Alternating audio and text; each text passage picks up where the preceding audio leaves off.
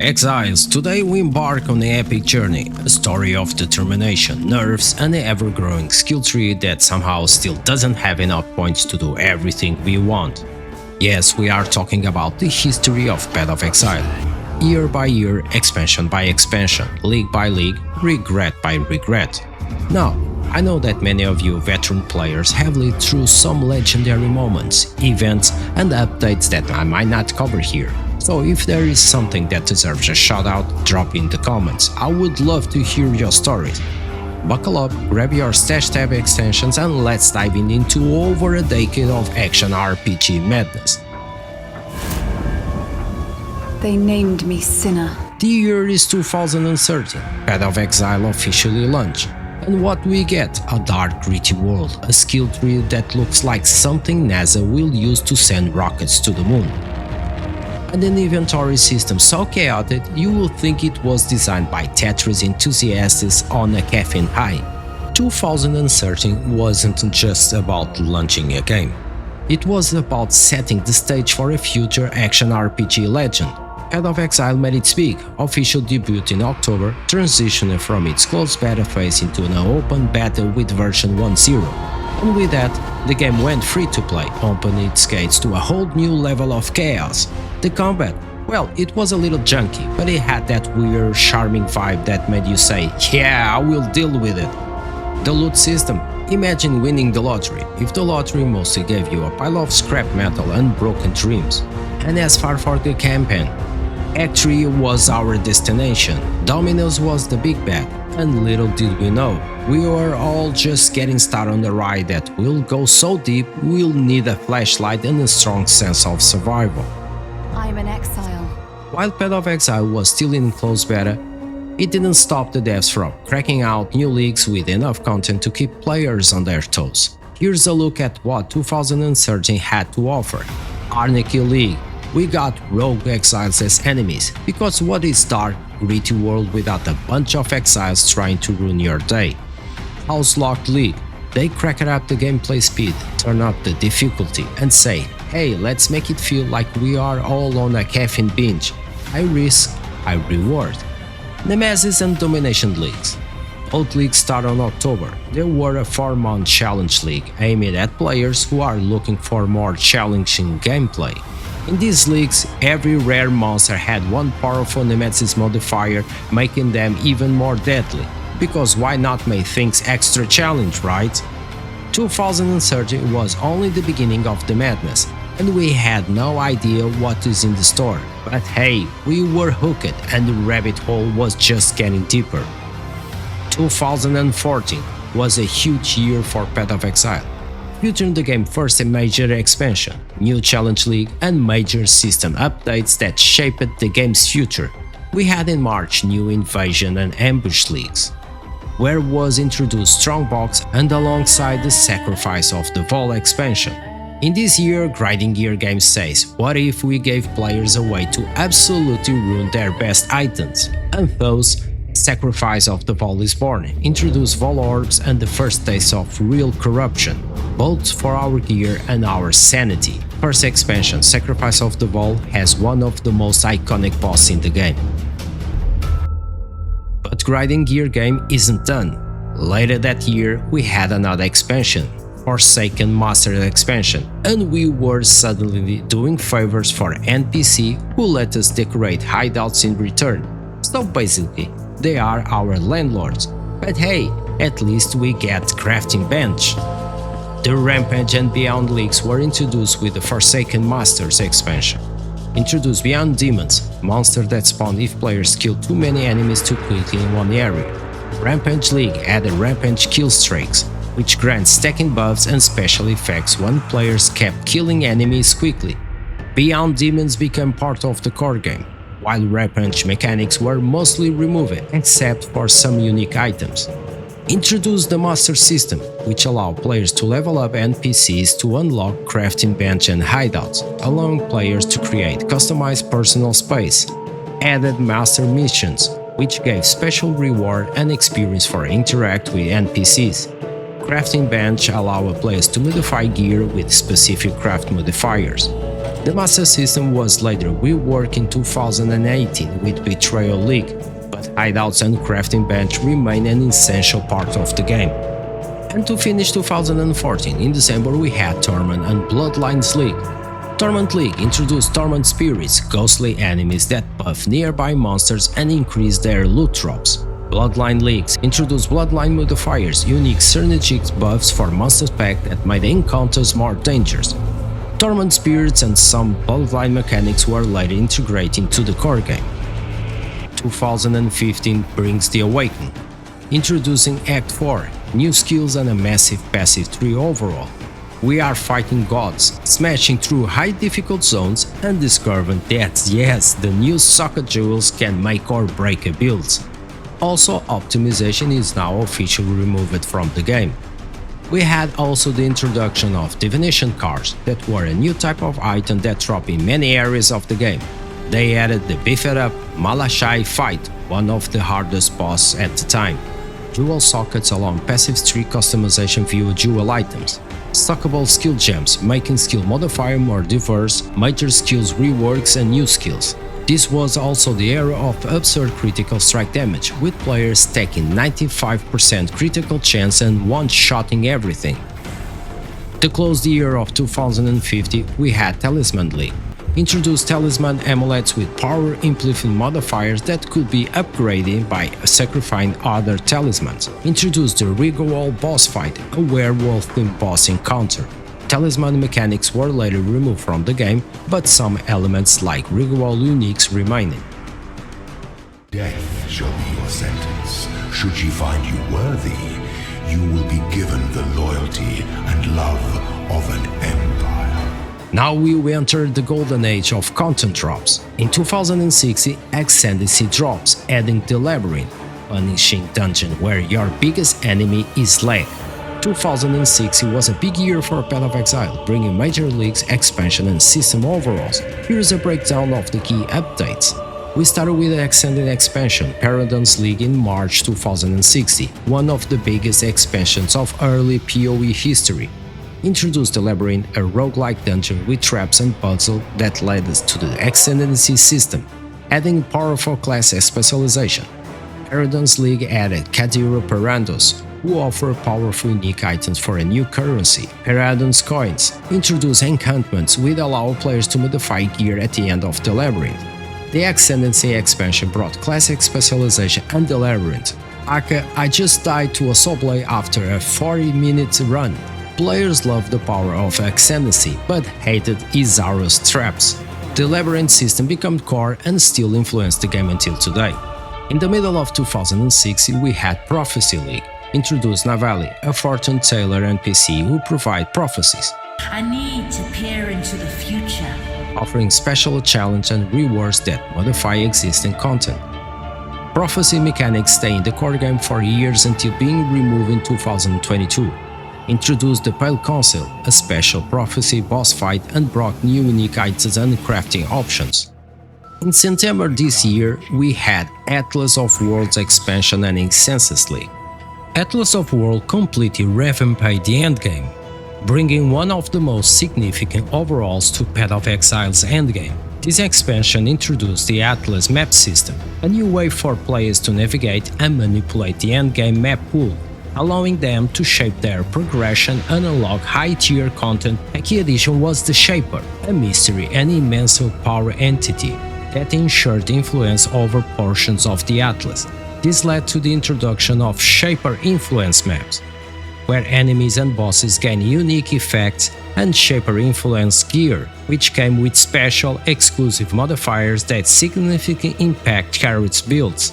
The expansion also added 30 new maps, each featuring redesigned bosses and encounters to make the mapping experience more engaging and diverse. Atlas of Worlds also improved the performance and graphical fidelity of the game, refining the visuals of environments, water, and lightning. Essences League introduced Essences, special crafting items that let players roll modes on gear. Essences were added to the core game, becoming a staple crafting mechanic. To wrap up 2060, Path of Exile unleashed the Breach League. because nothing saves festival season like interdimensional horror. This breach would randomly pop up, and if you got too close, BAM! You are now in the parallel realm full of nightmare creature. The more you kill it, the bigger the breach got, until it collapses, much like your patient in the labyrinth traps. Enemy inside dropped splinters, and if you collect enough, you could craft a breach stone to crash the breach lord's house party. Spoiler, they weren't happy to see you. 2070 was one of the Path of Exile's biggest years, marking the game's rise in global popularity, the launch of its largest expansion ever, and massive content overall. Here's everything that happened. Legacy League, a throwback league that brought back mechanics from every previous challenge league, Ambush, Beyond, Paradise, etc. Introduced League Stones, allowing players to activate old leagues in their maps for special rewards.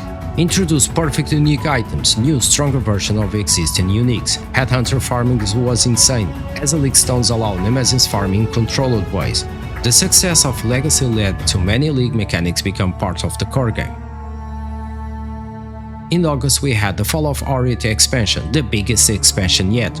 Removed the game's original difficult system Cruel Merciless and replaced it with a 10x story. Add 6 brand new acts, making PoE a full campaign instead of a repeat loop.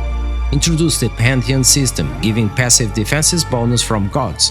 Rework every boss fight, making the campaign much more engaging. Introduced new location, enemies and storylines. Major performance improvements and visual updates. This expansion was a game changer, making PoE feel more modern and accessible. Released alongside the Fall of Orient, we had Harbinger League. Introduce Harbingers, mystery blue enemies that summon waves of monsters.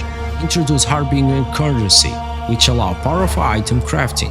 While the league mechanics were underwhelming, Harbinger Wars became a big part of crafting in the long term. A version for Xbox One was released in August 2017, along with the Pantheon system has also been added, where a player can obtain interchangeable buffs from boss gods found in new content. To finish 2070 in December, Path of Exile received one of the most significant endgame expansions, War for the Atlas, alongside the Abyss League. War for the Atlas revamped the Atlas of Worlds, introducing the Elder as a new antagonist against the Shaper. This expansion turned the Atlas into a battleground where players had to influence the war by completing maps to help either the Elder or the Shaper gain control. We had new Atlas mechanics. Player could manipulate the war by completing maps to shift control between the Elder and the Shaper. We had also 32 new maps, bosses, new skills and gems. Launched with War for the Atlas, Abyss League featured cracks in the ground, leading to shadowy enemies and Abyssal Lich. We had Abyssal Depths, underground zones with Abyssal Lich offering unique rewards and Abyss Jewels. Both had impact on the game. War for the Atlas revamped map progression, while Abyss mechanics become core content. The Elder and Shaper crafting system laid the foundation for a future expansion, made these updates a key part of Path of Exile's success. 2018 was another huge year for Path of Exile, featuring big expansion, new challenge league and game-changing updates that enhanced both the gameplay and the player experience. Here is an overview of the major leagues and updates from that year. We start in March with Bestiary League. Bestiary League introduced a new mechanic involved capturing beasts in the wild to use in crafting and summoning.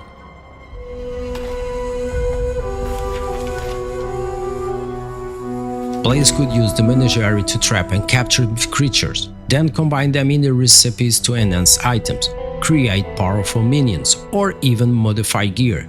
The league also introduced beast crafting, which gave players the ability to apply specific modes to items by sacrificing beasts with the appropriate traits.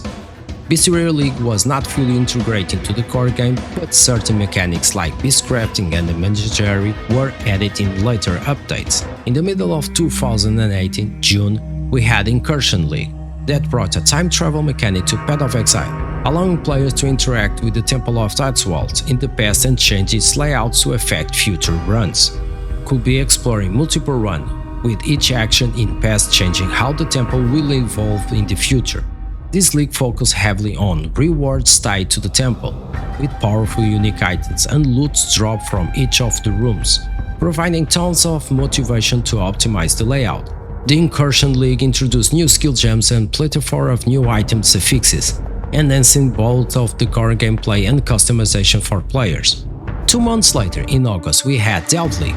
The Delve League was one of the most innovative expansions for Path of Exile in 2018. It introduced a vast underground world known as Azurite Mine, where players could explore endless caverns full of dangerous enemies and valuable rewards.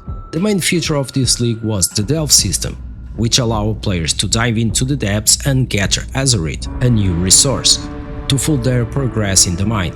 Delving involved exploring dungeon caves with unique environment hazards, like darkness, that could only be countered with light source. Tunnels and caves were procedurally generated, meaning each player experience was unique. Delve encounter featured increasingly difficult enemies, requiring players to optimize their builds for both exploration and combat. Delve became a core feature of the game, with permanent access to the Azurite Mine and the inclusion of Delve-specific bosses and loot mechanics. And to finish the year, we had the Betrayal League, where everyone became Sherlock Holmes. Betrayal brought us Junroited, the Immortal Syndicate, turning PoE into a detective RPG. Players either love or hate the new league mechanic, but everyone fears intervention squad spawn on their face. 2019 arrives, and grinding gear game is done playing nice. A PlayStation 4 version was released in March 2019. In this year we had 3 leagues. Synthesis League introduced memory fragments where players ventured through factory memory areas that had to be linked together in the change. Also Synthesis Crafting, where players could create memory-related gear and item combination through specific interactions. The mechanics were a bit controversial due to how fragmented the experience was, but it introduced some unique system for crafting and challenge. Legion League was one of the most popular and impactful leagues in 2019. It introduced a time-based mechanic where players could release imprisoned soldiers from ancient Legion armies by smashing Legion monoliths. When activated, the Legion monolith will freeze time and allow players to fight against the armies of different factions: Internal Empire, Karoo, Vol, and Templar. Legion generals, powerful bosses associated with each army, were fought at the end of each monolith, dropping high-tier loot and league-specific rewards. Legion encounters had strategic gameplay, with rewards tied to releasing prisoners and defeating soldiers in different ways. It introduced Legion-specific mechanics, such as splinters and Legion-specific currency, which could be used to unlock valuable rewards. Light League introduced a tower defense mechanic where players had to defend pumped stations from waves of enemies. The twist: players had to build towers and strategically place them to stop the incoming waves of enemies from reaching the pumps, all while fending off blight corruption. The league's focus was on defense, strategy, and gear optimizations, where players had to choose the best towers, upgrade them, and adapt to an evolving threat. It also introduced blight maps, where players could engage in blight challenge and collect rewards from successful defending pumps. Blight maps contain more challenging scenarios, providing extra loot and difficult for players willing to take on the challenge. And to finish this year, we had 9th expansion for Path of Exile, Conquerors of the Atlas, introducing new bosses and completely reshaping the endgame. It was officially announced by Grinding Gear Games on November 50 of 2019 during ExileCon and was released in December 2019 alongside the Metamorph League. The expansion continued the War for the Atlas storyline and introduced a new endgame, including a revamped Atlas of the World, new influence areas and bosses, 4 new influence item bases, and enhanced versions of support champs called Awakening Support Champ. Cyrus the Awakener was introduced as the final boss of Path of Exile's endgame. His famous voice lines became memes. Die. This world is doomed! But his arena visibility issue were no joke. A few months later, the Lunar turns the entire game into a blurry, chaotic nightmare where everything explodes, and we just accept it. At this point, PoE is officially a bullet hell action RPG. In 2020, Path of Exile had several major updates, including new expansion leagues and, of course, the long-awaited announcement of Path of Exile 2. But before we got lost in the hype of the sequel, we had Delirium League in March 2020, also known as What If Everything Tried to Kill You, but more, it introduced Cluster Jew, adding an entire new layer of passive tree customization. Suddenly, builds got even crazy and players spent even more time choreographing instead of actual playing. Delirium orbs were added, letting players apply permanent insanity to maps, turning them into nightmarish hellscapes of profit and pain. And then we got Simulacrum, a wave-based endgame challenge where enemies scaled to absurd difficult levels because apparently Delirium wasn't punishing enough.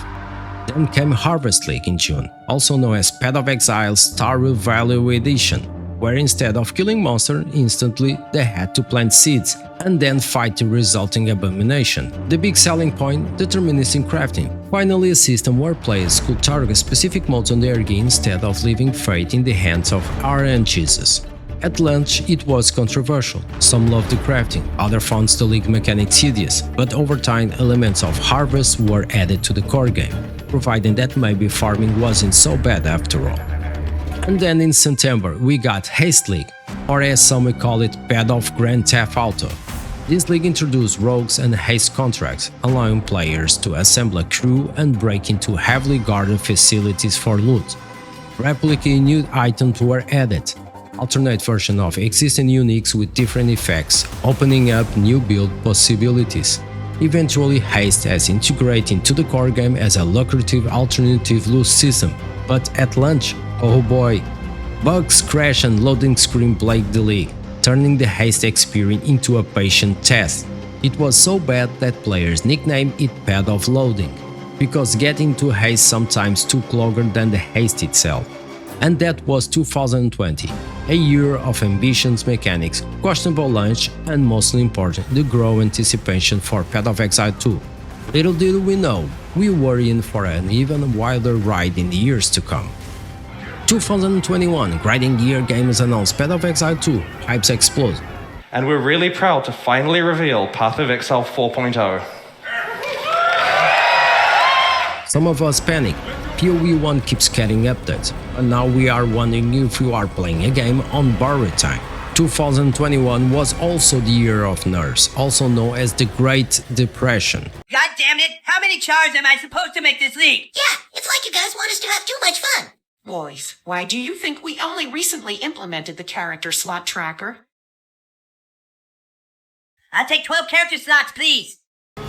Developers decide players were having too much fun and nerfed practically everything in Expedition. Harvest crafting, gutted, support champs, weakened, movement skills slowed down. This led to the infamous nerf manifesto Blackflash. We had in 2021 endgame ramp-ups with 4 new leagues and major additions into Path of Exile. Ritual League introduced ritual altars where players fought waves of enemies for favor points to spend on rewards. Ritual is a combat league that pits you against both the arcane powers of the ritual altar and escalating waves of monsters, including within a ritual circle. Each successive ritual in an area is harder and offers better rewards. Alongside with the Ritual League was launched the Echoes of the Atlas expansion, where you could specialize in each region of your atlas with its own passive tree, crafting watchstones to refine your rewards, selecting up to 10 map bosses to face simultaneously and challenge the atlas' new pinnacle boss, the Maven. Haste contracts drop from X6 onwards. Simple ultimatum. Ultimatum League introduced a Trial Master, who offered players a risk versus reward challenge. Leave with your life and a meager reward, or risk it all for a chance at ungodly riches.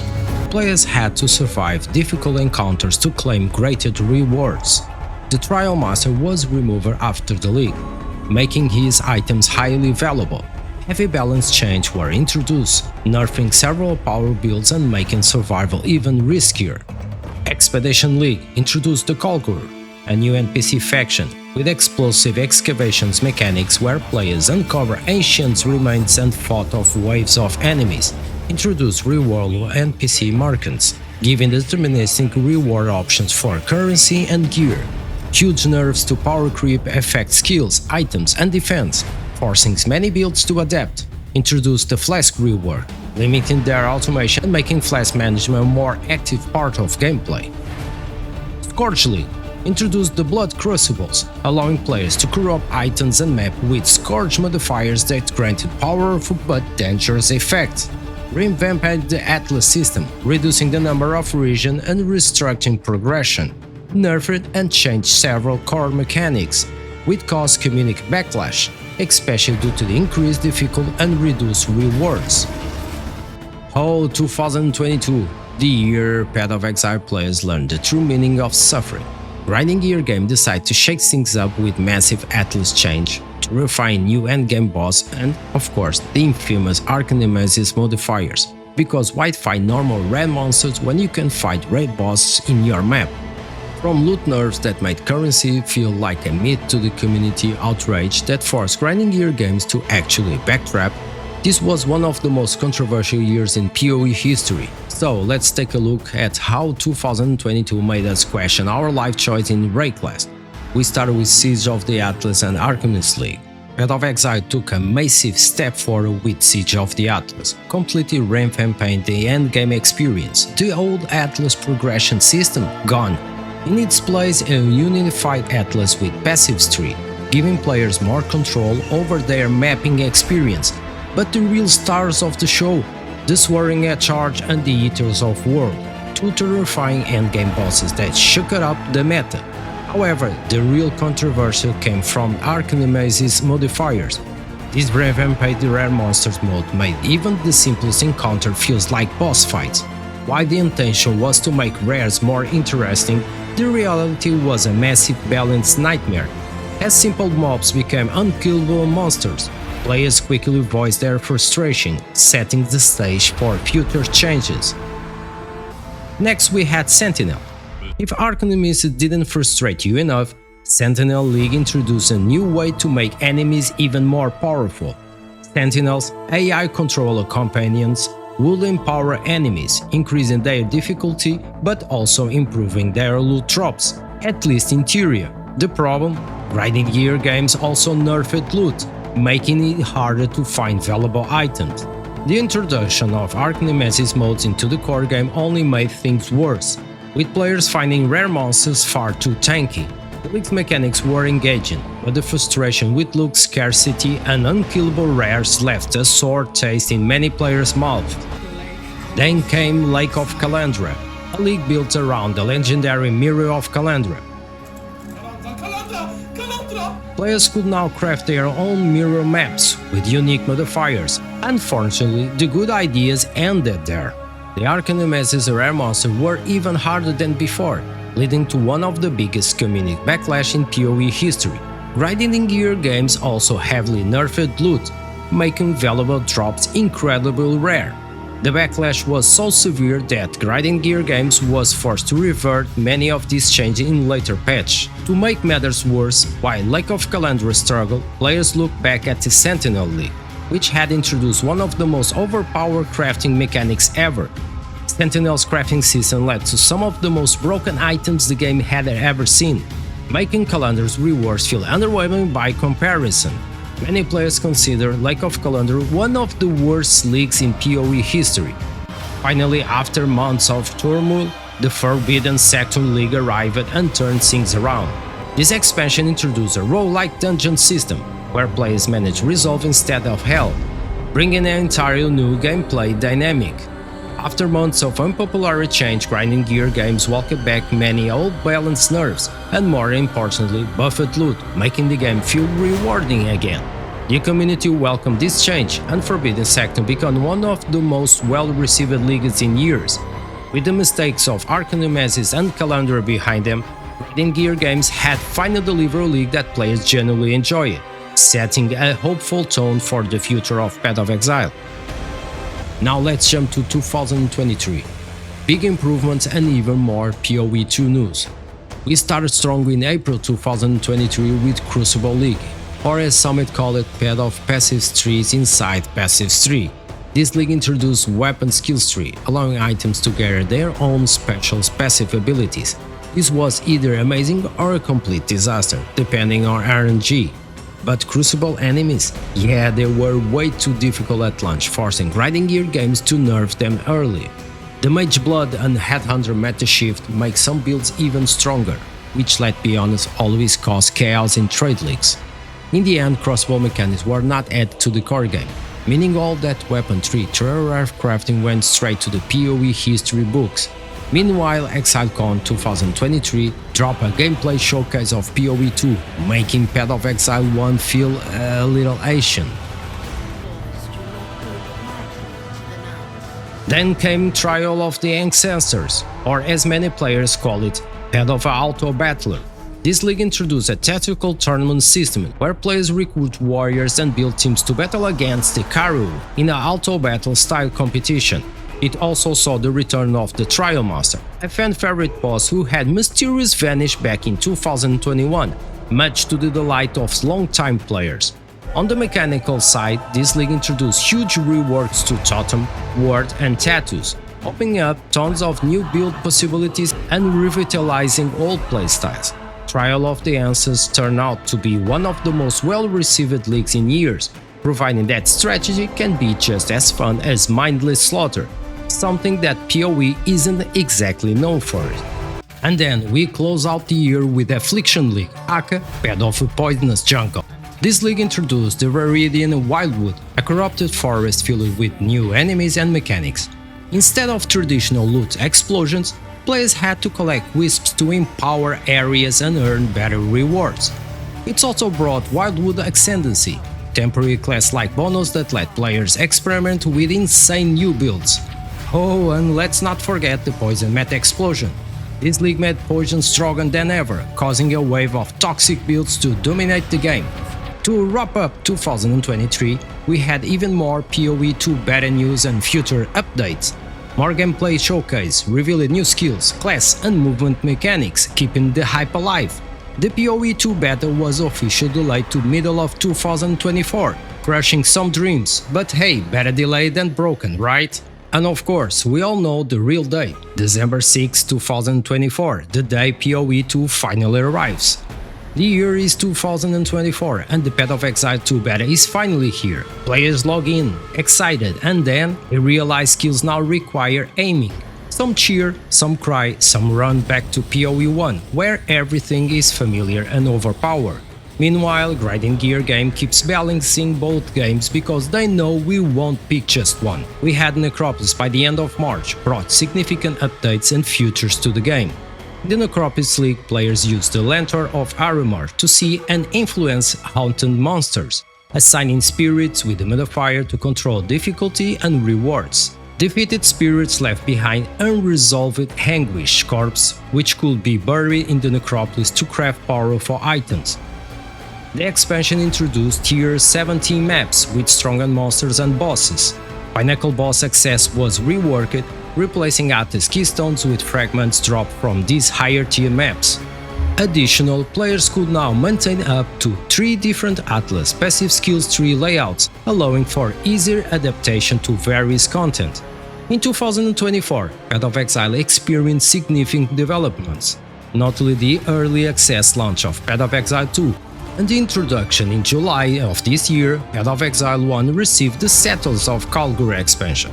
Welcome to Kingsman! This expansion became one of the most successful leagues, introducing new gameplay mechanics and content that revitalized the original game. Despite the focus on the sequel, Grinding Gear games continue to support Path of Exile 1, ensuring ongoing content updates and community engagement. This time, instead of just looting and murdering everything inside, we get to play real estate tycoons, because nothing says action RPG like city planning and economy strategy. With new mechanics, massive rewards, and of course, some middle-range inducing RNG, this league might just be the best thing to happen to PoE, or another perfectly balanced challenge that makes us question our life choice. After a series of delays, Path of Exile 2 entered early access on December 6, 2024. This release allowed players to experience the sequel's enhanced mechanics, update skill gems, and improved graphics. The early access version introduced new class, including the Mercenary, and future comprehensive control support, transforming the game into a compelling twin-stick shooter suitable for PC and handheld device. Upon its early access launch on December 6, Path of Exile 2 achieved remarkable engagement metrics. The game reached an all-time peak more than 500 current players on December 8 regarding Steam players. It attracted over 1 million current views on Twitch shortly after release, ranking third in peak viewership for 2024. These figures underscore the game's significant impact and popularity within the gaming community during its initial release period. Hey guys, we've just passed 1 million redemptions for Path of Exile 2 keys, and sales are still increasing. And now we reach 2025, Path of Exile 2 officially launched, and it's actually amazing. But guess what? Path of Exile 1 is still alive, still thriving, and still making us spend more hours than we should. And just when we thought we had our hands full, Grinding Gear Games drops Legacy of Rage, because clearly we didn't need sleep anyway. The real endgame? Deciding which PoE to play today, or just play both. PoE 1 and PoE 2 now exist side by side, and players have to decide, do they embrace the future or remain loyal to the past? Some veterans stay in PoE 1 where everything is fast and chaotic, while others venture into PoE 2's slower tactical combat. Either way, it's a great time to be an action RPG fan. And there you have it, Exiles. 12 years of Path of Exile madness, from janky beginnings to a dual game future. One thing remains true, Grinding Gear Games know how to keep us suffering, but we love it. Now, if you will excuse me, I have maps to run, and probably another game mode to grind. See you in the raid class.